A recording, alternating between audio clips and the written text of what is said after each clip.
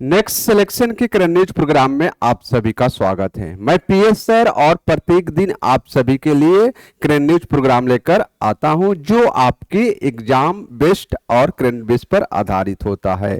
तो प्यारे बच्चों, आज के टॉपिक में हम बात करेंगे DCH doctor CH Srinivasan Rao को मिला MS स्वामीनाथन पुरस्कार।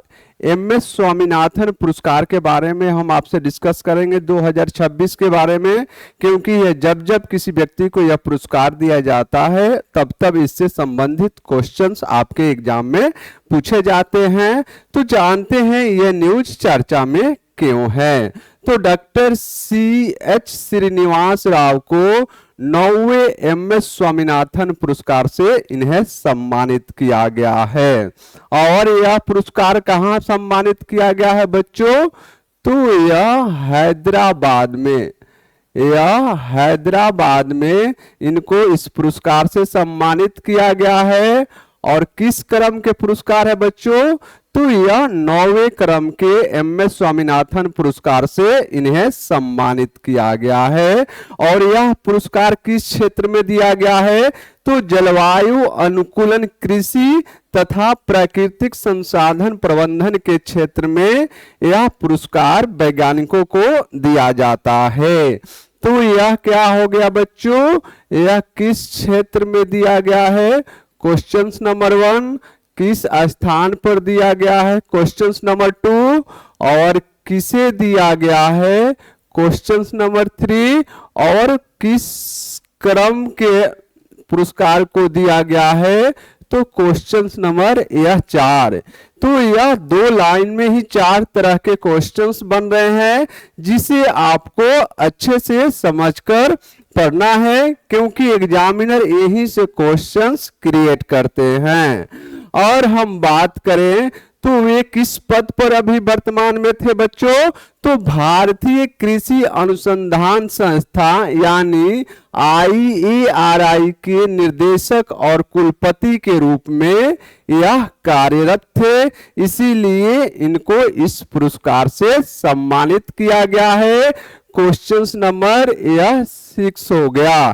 तो आपसे पूछा जा सकता है कि यह श्रीनिवासन किस पद पर कार्यरत थे? और यह हैदराबाद के MCRHRD संस्थान में इस समारोह को आयोजित किया गया था। और इसी समारोह में इस पुरस्कार से इन्हें सम्मानित किया गया है।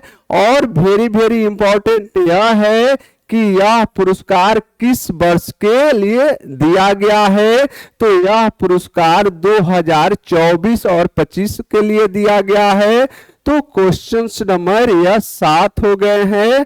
तो यह 7 तरह से क्वेश्चंस आपके एग्जाम में पूछे जाते हैं। अब हम बात करें कि इस समारोह में कौन कौन से उपस्थित व्यक्ति थे जो सम्मानीय है। तो भारत के पूर्व राष्ट्रपति M वेंकैया नायडू के द्वारा इस पुरस्कार को सम्मानित किया गया है। इसके साथ तुमल्ला नागेश्वर राव हैं जो तेलंगाना के कृषि मंत्री थे, और मांडवा प्रभाकर राव और विद्यासागर राव यह 4 प्रमुख अतिथि के रूप में या गेस्ट रूप के रूप में यहाँ पर उपस्थित थे। और इन्हीं के उपस्थिति में यह MS स्वामीनाथन पुरस्कार को वितरित किया गया है। और MS स्वामीनाथन के याद में यह पुरस्कार प्रत्येक साल दिया जाता है। अब हम बात करें इसके प्रमुख बिंदु के बारे में, तो जब भी कोई विजेता पुरस्कार जीतता है तो उसे कुछ न कुछ राशि उस संस्था के द्वारा प्रदान किया जाता है। तो इस पुरस्कार राशि में क्या क्या प्रदान किए जाते हैं बच्चों?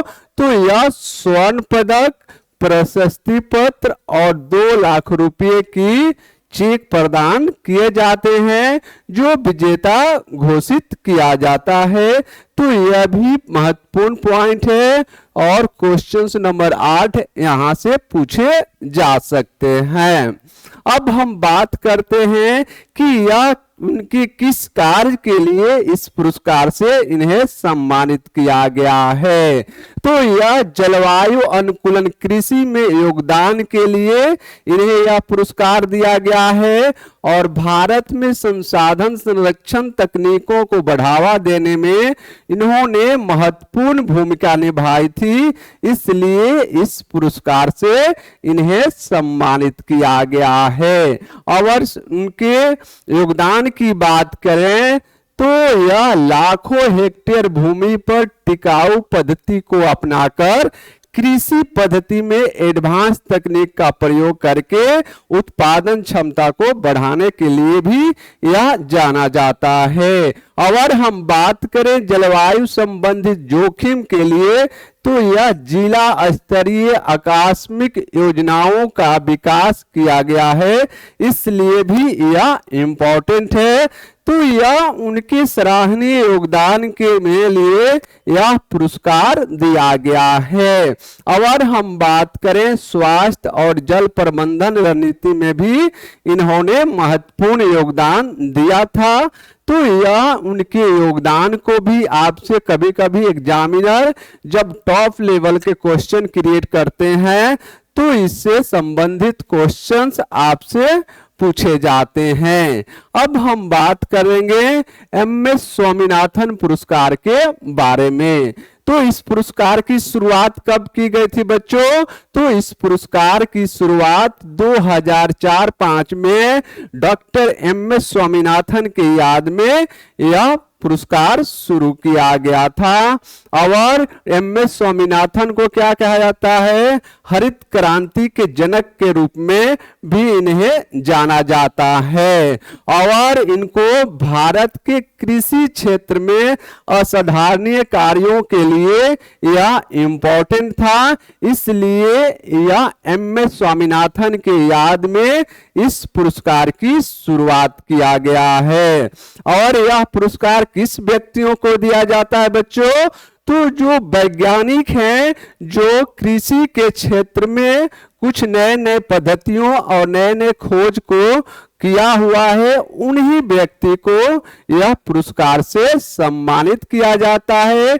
इन्हें खाद्य सुरक्षा सतत कृषि में जो योगदान दिए होते हैं कृषि वैज्ञानिक, उनको इस पुरस्कार से सम्मानित किया जाता है। और इस पुरस्कार की स्थापना के बारे में हम बात करें बच्चों तो यह किस संस्था के द्वारा यह प्रदान किया जाता है? तो यह रिटायर्ड ICAR एम्प्लॉइज एसोसिएशन और निजी बीरू सीड्स लिमिटेड के सहयोग से यह पुरस्कार की स्थापना किया गया है। यह लाइन वेरी वेरी इंपॉर्टेंट है क्योंकि आपसे एग्जामिनर के द्वारा आपसे पूछा जा सकता है कि एमएस स्वामीनाथन पुरस्कार यह किन दो संस्थाओं के द्वारा शुरुआत किया गया है। तो यह दो संस्थाओं का नाम आप याद करके रखेंगे। और यह कृषि अनुसंधान तथा नवाचार के क्षेत्र में उत्कृष्ट कार्यों के लिए इस पुरस्कार को जाना जाता है, इसीलिए यह वेरी वेरी इंपॉर्टेंट है। और यह जब जब यह पुरस्कार प्रदान किया जाता है तब तब चाहे आप किसी भी एग्जाम को देने जा रहे हैं तब तब इससे संबंधित क्वेश्चंस आपके एग्जाम में पूछे जाते हैं, इसलिए यह इंपॉर्टेंट है। तो इस टॉपिक के आधार पर आपसे एक क्वेश्चंस पूछे जाते हैं। यह क्वेश्चंस है 9वें एमएस स्वामीनाथन पुरस्कार से किसे सम्मानित किया गया है? तो यह पुरस्कार किसे सम्मानित किया गया है बच्चों? Option BK Gupta, option B है doctor CH Srinivas, option C doctor Kusum Pathak, option D है डॉक्टर मनीष वर्मा।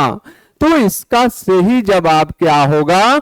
आप सभी हमें कमेंट बॉक्स में बताने के कष्ट करेंगे। अगर यह मेरा सेशन आप सभी को अच्छा लगे तो प्लीज हमारे चैनल को सब्सक्राइब करिए, लाइक करिए और अपने दोस्तों के बीच इसे अधिक से अधिक शेयर करिए।